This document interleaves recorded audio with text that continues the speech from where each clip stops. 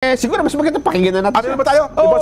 Meron. Sige. Si Attorney Antonio Bukoy tungkol sa epekto ng impeachment trial sa ekonomiya ng Pilipinas. Sige nga po. A swift trial will address the issue of stability, the issue of investor confidence in the Philippines. Kasi po, habang tumatagal ito, habang naaantala, habang lumalawig, nagugulan ng tao. Anong ginagawa ng tao? Nagagalit, nagrarally, nagpoprotesta. So, sa foreign investors, hindi po maganda yan. Ang gusto ng foreign investors, stability. Pangalawa, nagdadigress ang atensyon ng Senado. Sa halip na sila ay makagawa ng mga batas na makakatulong sa ekonomiya. Ayon po sa rules of impeachment, ang impeachment should be given priority. Isang mapagpalang araw na naman po sa ating lahat mga kapatid, mga kababayan at mga boss. Napakaganda po na pag-uusapan natin sa araw na ito sapagkat ito po ay interview ng isang abogado pero ob na abogado ito. Bago kayo ma-stress na naman dito sa ipapalabas natin mamaya, mas magandang bumati muna tayo ng isa. Magandang umaga po Luzon, Visayas at Mindanao at syempre pa sa mga kapatid natin, mga kababayan natin na nasa iba't ibang panig ng mundo. Magandang umaga, magandang tanghali, magandang hapon, magandang gabi po sa inyong lahat dyan. At sana po datnan kayo ng video na ito na nasa mabuting kalagayan at syempre pa yung mga kapatid natin, mga kababayan natin, mga boss natin na nandun sa Israel at saka sa Iran. Mag-iingat po kayo dyan. Sana po yung mga ob na vloggers na lang yung nandyan at kayo ay nandito na sa Pilipinas para maging safe po kayo. Yung mga ob okay lang yan kasi mga ob yan sila. Ngayon, kagaya ng sinasabi natin dito, bago tayo gumawa ng reaction video, siyempre panoorin natin itong programa sa ganang mamamayan nila kapatid na Nelson at Jenso Barjaga para mamaya pagkatapos natin mapanood ng video, magbibigay tayo ng reaction tungkol pa rin ito sa impeachment na nagaganap ngayon sa Senado. Walang kamatayang impeachment. Kaya kung ready na kayo, panoorin natin ng sabay-sabay. Video, pasok! Yan, Attorney Bukoy. Naku, ang ganda ng pagkakapakilala sa kanya. Mukhang 41 years litigation lawyer at mukhang ang kanyang credentials ay talagang kapag nabasa mo ba, matindi ito. Pero isang araw lang ang nakalipas, Dawson, nakita mo ba yung mga social media ngayon? Lahat ng kanyang sinabi, dinibunk. Ganun ba? Dinispute. Bakit? Ano ba yung mga unang ng kanyang mga kapwa-abogado. Pero alam mo kasi, di ba, isang abogado, tayong dalawa, para sa isang abogado, meron, kahit tayo yung magkalaban sa, depensa ka, ako naman ay prosecution, minsan may mga pagkakataon na tayo nagkakalaban-laban sa mga kaso, pero hindi darating sa punto na i-dispute ko yung sinabi mo, mali ka dyan, o kaya naman, di ba? Kasi meron sila, anong tawag doon? Meron silang tawag doon parang galangan sa isa't isa di ba? Parang ano yan, code of conduct. Yung parang gano'n, no? Code of conduct ng isang abogado sa isang kapwa-abogado. Pero tungkol naman sa batas, walang problema yon. Hindi tama ka naman. Kung personalan, yun ang hindi pwede. Pero kung sasabihin mo na magtatagisan sila ng talino at ng argumento, magkaiba sila ng argumento tungkol sa kahulugan ng isang batas, okay naman yun.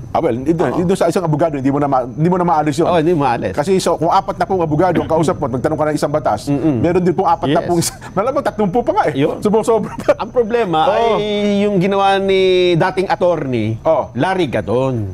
Kasi kung siya ay magpaliwanag at mag-argumento, may mga hindi magandang adjectives na ginagamit na patungkol dun sa tao Kaya tinanggalan siya ngayon ng di ba? Nadisbar siya ng Korte Suprema. Ganun na mangyayari kapag hinaluan natin ng personalan ang mga argumentong patungkol sa batas. Isa sa mga dinibunk dito kay Attorney Bukoy, abay, para niyang hindi practice ng isang abogado, may bantakin mo, ang una mong binanatan, yung judge. Senator Judge. Tama. Bilang isang kang abogado. Ikaw pa naman prosecutor. Tagapagsalita ka pa ng prosecutor, di ba? Sabi sa isang abogado niya, yun ang kahuli-hulihang gagawin mo. Kung kami nasa proper court, Kasi manliligaw ka ng desisyon ng hukom kung itapantakin mo, unang salang sa mamahayag. Ang unang binanatan na ganyan, yung Senator Judge na hahatol doon sa kanyang hinahawakan nilang kaso. Kahit pasabihin na natin ito ay hindi naman talaga may tutulad ng 100% sa isang court proceedings, pero yun po talaga rin ang sinusunod eh. Yun, diba? totoo naman. Yung Oo. kortesiya sa isang hukom, Oo. at sa korte, dapat ding ibigay mo. Yan. Hindi mo po pwedeng sansalain ka agad. At sa ating Hindi pa kama- ka nagsisimula yung trial. Hindi pa. Totoo. Yun ang kumbaga, di ba tayo naman nag-cover tayo ng mga hearing, court proceedings.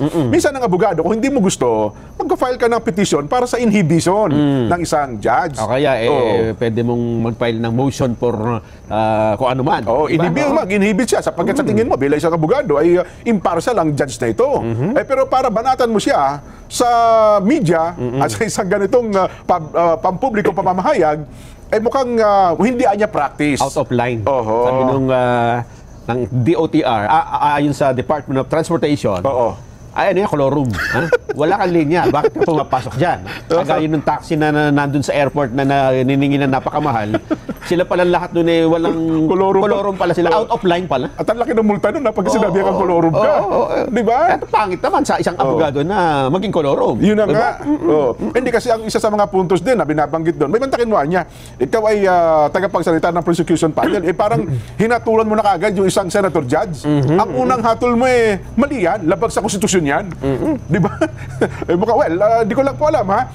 Kung ano ang mga iba't ibang pananaw ng mga abogado. Ang kaibahan kasi ngayon, Nelson, di ba? Kapag ikaw ay nagsalita, naka-online At anytime, pwedeng balik-balikan ng kapwa mo abogado At na kung sino man. Kung sino man, ang lahat ng mga sinabi mo at doon, makikita ko ito ba'y tama o mali, at pwede nilang tutulan. At kung minsan nga, baka mali pa yung nasabi mo. Hindi katulad Diba? nung araw, walang social media. Oo. Pagka nagsalita ka, ang pwede rang makapag-salita laban sa'yo. Oo. O kaya ay sasalain kung mali ang sinasabi mo, ayun, Oo. kausap mo. Ayun, Habang kayo tama. naka-broadcast, di ba? Totoo yun, O oo. habang inilalathala yung sinabi mo, kinabukasan pa. Yun, oo. O sa dyaryo, di ba? At saka, Ngayon, hindi. kung sa korte naman, titingnan mo pa yung minutes. Oo. Di ba? Pero ngayon, recorded na kasi lahat Di ba? Kaya dapat mas maingat ngayon. Yun na nga, mas maingat tayo. Hindi natin pwedeng sabihin, nako, ito agad. Ang ganda kasi ng, kumbaga pag binasa mo nga yung credentials, mahahanga ka talaga. No?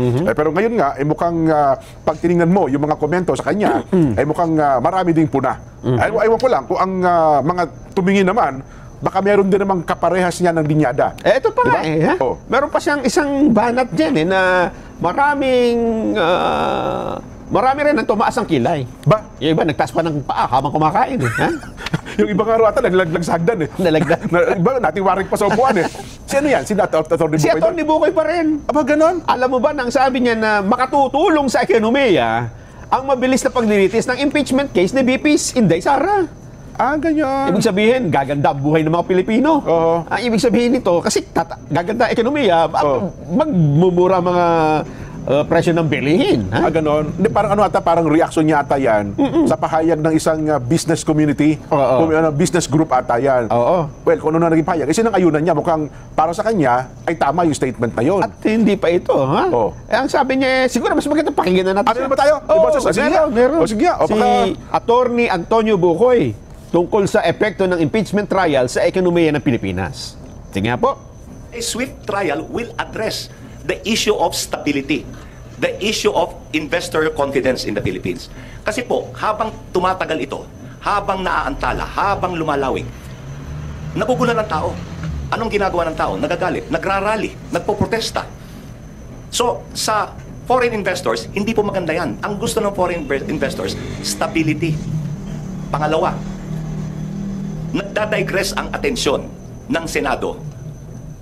Sa halip na sila ay makagawa ng mga batas na makakatulong sa ekonomiya. Ayon po sa rules of impeachment. Ang impeachment should be given priority. At a certain hour, they should stop their legislative work and conduct the trial of the impeachment. So, nakahati yung atensyon. So, hindi ho maganda yan. Dahil yung paggawa ng batas na makakatulong sa ekonomiya ay naaantala. So, mas mabuti na maging swift, maging mabilis yung paglilitis. Para investor confidence is assured. Ayun, yun ang kanyang punto, Nelson. In the first place nga, sinabi na nga natin ito. na hindi magandang impeachment eh, di ba? Hindi, sinabi mismo ng Pangulong Bongbong yun, Nelson. Ayaw niya ng impeachment kasi makakasira lang ng atensyon yan. Yung impeachment per se, hindi maganda sa ekonomiya ng ating bansa. Lalo na sa panahon na ito, di ba? Ngayon, ipinail nyo ngayon dito, mamadaliin mo, bibilis-bilisan mo, pwede ba yun na, bilisan nyo, masama sa ekonomiya ito. Hindi pwede naman masama pala sa ekonomiya ito? Oo, kasi kapag binilisan mo at hindi mo na sinunod ang mga due process, lumalabag ka naman sa mga panuntunan, di ba? Ewan ko nga, kaya nga sinasabi ko, si Atty. Bukoy, alam naman niya yung due process na flow, di ba? Yes. Yung karapatan ng nasa defense at karapatan ng nasa prosecution. Hindi mo pwede sabihin, pwede ba 3 oras mo lang tapusin yan, ha? Oo, hindi pa pwede yun. At saka yung mga magpapile pa ng mga motion. Yan, motion to extend, to reply muli. Kahit pa sabihin mo yan ay delaying tactics, karapatan yan. Di ba? Kahit pa sabihin mo, well, yan ang strategy nila eh. Di ba? Masasabi mo bang, oy, bumabagsak ang piso natin. Huwag na kayong gumamit ng delaying tactics. Yan, sino sisisihin mo doon, di ba? Una bes. Bakit kayo nag-file ng impeachment? Alam nyo namang tatanggalin lang naman yung vice presidente dito. Yun ang sinasabi natin. Kung gusto mo ng accountability, ba't nyo naman lang kinasuhan? Akagad, di ba? Ayun pala ang, alam din naman pala nila na ang impeachment ay makasasama sa ekonomiya. At maging yung mga grupo nga ng negosyante, Nelson, yun din daw ang sinasabi. Yun nga rin daw ang kino-quote nitong si Atty. Bukoy. Diba? Bakit hindi kayo nagsalita nung hindi pa na ipapile yan, di ba? Yun. At ngayon, gusto natin, madaliin na kagad. Sabi ng mga senator judges, teka lang, mukhang gusto niyo yata kayo nang mag-senator judges. ikaw na mag-senador, di ba? Parang gusto mo yata ikaw nang tumungtong. Yun ang pinupuna ng kanyang kapwa abogado. Sa impeachment trial niya, makahukom yan, di ba? Kung ikaw ay prosecutor, alam mo dapat ang natatayuan mo. Ba't naman ang una mong binanatan ay yung judge agad? Nga, di ba? Parang bang silang may kasalanan kung bakit tumatagal ito. Samantalang ang tagal na yan sa House, hindi nyo man pinapile. Ayun, diba? Sa kabila nakalagay nga doon, pag tinanggap nyo, immediately, a-actionan nyo kaagad. Nako. At the last minute nyo ipinail, di ba? Kung kailan magsasara na yung sesyon. Di ba? Ayun. Ngayon sabi ko nga sa iyo, Nelson, nagkakaroon na ng, ang tawag nila ay battle of the spokesperson. Diba? Merong spokesperson lumaban? Wala namang Pero ibig sabihin, kanya-kanya nang paggalingan ng mga spokesperson. Ako kasi, inaasahan natin, sa ating karanasan, kapag spokesperson, tagalinaw yan. Diba? Lilinawin mo yung malabong issue, mga hindi nauunawaan, ganito ibig sabihin yan. Ngayon, ang nangyayari, may mga spokesperson na sa halip na tagalinaw, tagapagpalabo pa nangyayari, Nelson. Diba? Ayaw ko lang po, baka yun din ang napupunan ng ating mga kababayan. Ngayon, magbibigay na tayo ng reaksyon tungkol dito sa interview sa programa na saganang mamamayan nila Jen at Nelson. Unang-una, yung pinag-uusapan nila dito, yung impeachment nga na ginagawa ngayon sa Senado kasi hindi natin maintindihan kung itutuloy ba ito o ibabalik ito doon sa Kongreso kasi nga maraming nagrereklamo ng mga ob-ob. Ngayon, itong si Atty. Bukoy, ob-ob ka. Bakit? Isa itong litigation lawyer. Maganda yung kanyang background. Pero ob-ob ito. Bakit ko nasabing ob-ob? Sa interview niya dyan na pinakita ng dalawang host ng Saganang Mamamayan, sinabi niya na kailangan daw mabilisan ang paglilitis sa gagawing impeachment kay BP Sara sapagkat ito raw ay makakaapekto sa ekonomiya. Ob-ob ka. Yan yung sinasabi natin dito. Kaya nga, kung maalala ninyo, nanawagan ang Iglesia ni Cristo. Nag-National Rally for Peace ang Iglesia ni Cristo para wag nang ituloy yung impeachment trial sapagkat yan ay sagabal lamang sa mga senador na gagawa ng batas at magtatrabaho ng naayon sa kanilang tungkulin. At mismo ang Pangulong BBM nang nagsabi na it is just like a storm in a teacup. Ibig sabihin, ayaw niya mismo na magkaroon ng impeachment trial. Pero may mga matitigas talagang ulo dyan, ng mga kongresista, mga ob-ob ng mga congressman na gusto nilang ipustro itong impeachment trial dahil gusto nila matanggal sa pwesto bilang vice presidente itong si Sara Duterte. Kasi alam nila, ang motibo nito ayaw nilang maging hadlang sa kanilang mga ambisyon. Of course, kasi sa 2028 mukhang tatakbo itong presidente itong si BP Sara. Yan ang kinakatakutan nila, kaya ang ginagawa nila ngayon, i-impeach nila ito para wala ng karapatan ito tumakbo sa alinmang mga posisyon sa gobyerno, lalo pat presidente ang kanyang ninanais. Hindi kasi kami mga ob-ob. Kayo kasi mga ob-ob kayo.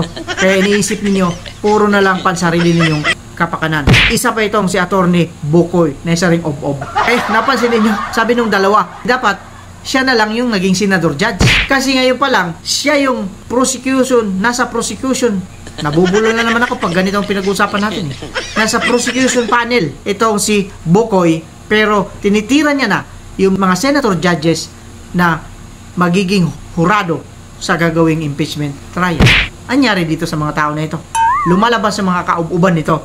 Kaya sabi niya rito, mas mainam na mas mabilisan nilang gagawin ito. Kaya nga sabi ng dalawa alangan naman 3 oras, 2 oras, titigil na natin ito kasi mabilisan para hindi maging sagabal sa ekonomiya. Diyan palang panalo na kami. Ang gulo na ginagawa ninyo. Simple lang yung gusto ng mga nakakarami. Kayo na gusto ninyong gumulo, ginugulo lang ninyo. Nilalagyan lang ninyo ng kung ano-ano para lang gumulo. Kaya ang gugulo ninyo. Talagang kung gusto sana ninyo ng gulo, pumunta na lang kayo doon sa Israel at saka sa Iran. Yun lagi ang sinasabi natin dito. Ako naguguluhan na rin sa mga tao na ito.